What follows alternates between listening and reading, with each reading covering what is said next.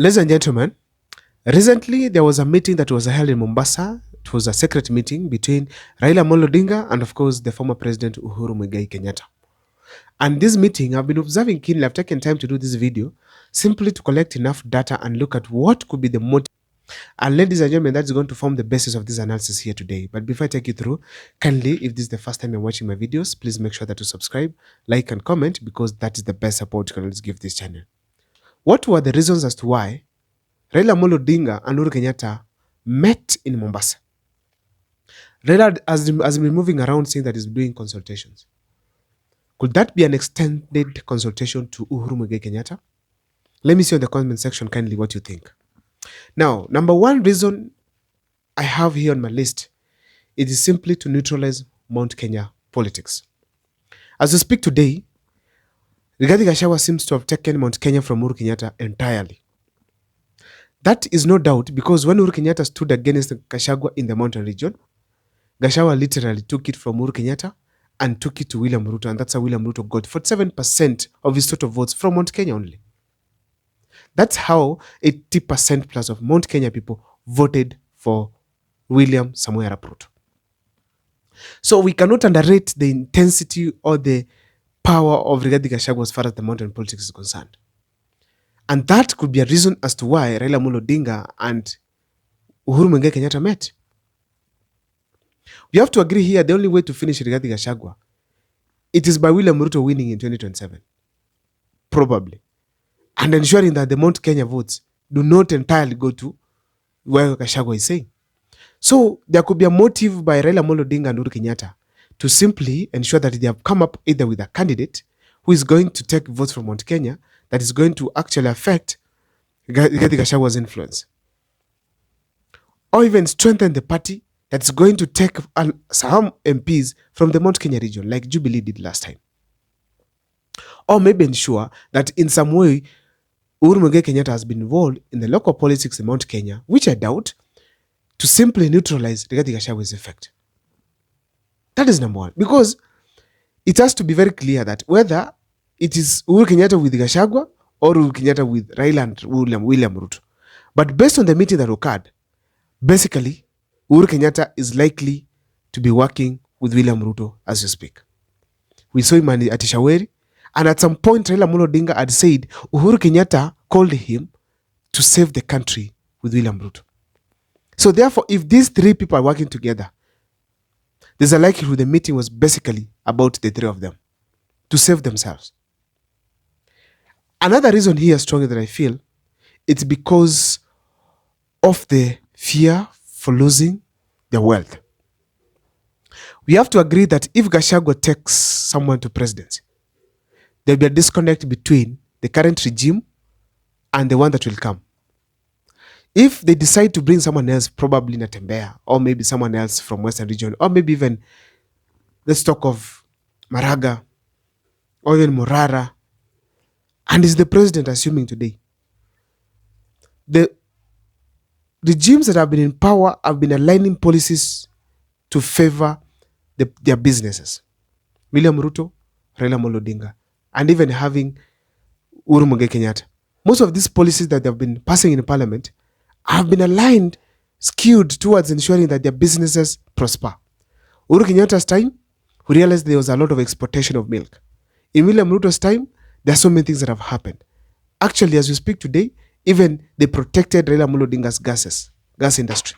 So in a nutshell, we have to accept here that these leaders fear that in case they have a disconnect between their businesses and the regime in power, their businesses are going to do badly. So the meeting was to ensure that they remain in power, discuss on how they are going to ensure they neutralize the current opposition coming up in the country. Raila Amolo Odinga probably in his side, he has noted that he's no longer the Odinga used to be. He's no longer the people's favorite. He's no longer Baba. So in a nutshell, as we speak, he's fearing as well. So they have to come together, these big families, and discuss on the way they're going to remain in power for the next 100 years, the way they had planned with Moi. Another reason I feel here strongly is that Raila Amolo Odinga is trying to rebrand himself. And meeting Uhuru Kenyatta, there's a perception that will come in mind that probably as a William Ruto or probably is being independent. Or is consulting further So he's trying to rebrand himself, and these are some of the things he's doing. So he come and tell us he has met Uhuru Kenyatta. They are focused on changing the mountain, focused on doing this and that. And these are some of the things they've agreed. Just like he has been doing before in 2018, in 2017, in 2013. No, I mean actually in 2022. With 2023 with with William Ruto. So in a nutshell, Raila Amolo Odinga is simply rebranding himself. Another reason as to why they met simply is to take care of Kenyatta interest. I feel strongly that the meeting could have also been scheduled by Uhuru Kenyatta, where they sit down now, where they have to take care of the Kenyatta interests, where they feel the Kenyatta must remain in power. So they have to discuss on how to bring one of them, or if it's who, if it's someone from outside, it's who? Is it Matiang'i? That is basically what is happening. And I feel strongly today that it is likely that the discussion was entirely about bringing someone to to protect the Kenyatta family itself, to ensure Kenyatta family is well seen and represented in the Kenyan leadership and in the power division. Also, another thing I felt here strongly is the 2027 politics.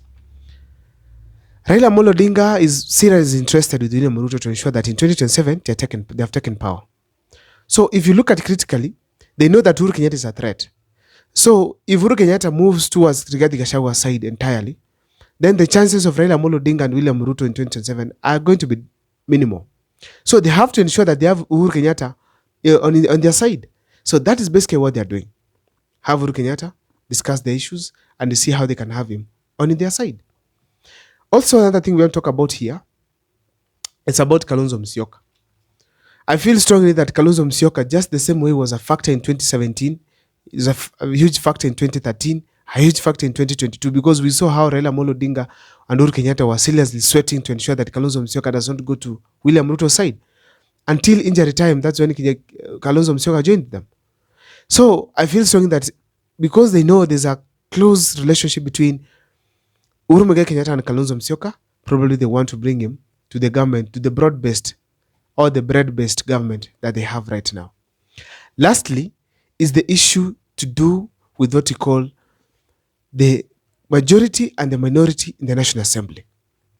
Recently, the court ruled that the minority is Kenya Kwanza and the majority is the Azimio. And we expect positions are going to be shared. You're going to have various seats going to be shared amongst the Azimio parties. Uhuru Kenyatta being the chairperson and the lead of Jubilee Party, that one has to reach on his desk. They discuss and see how they're going to ensure that they're part of the sharing that's going to take place in the National Assembly and also even the Senate. So therefore, the meeting was entirely as well on them. You know, they can even take the speaker seat if they're majority. They're the majority, in that they can agree. If they're the majority, they're people to be brought together and vote in a new speaker.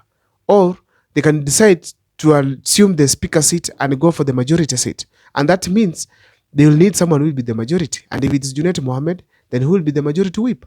They have to discuss and come up with the best outfit for the National Assembly and as well the Senate. That is my take. I don't know what you think about what the meeting was all about, but please let me see in the comment section your opinion.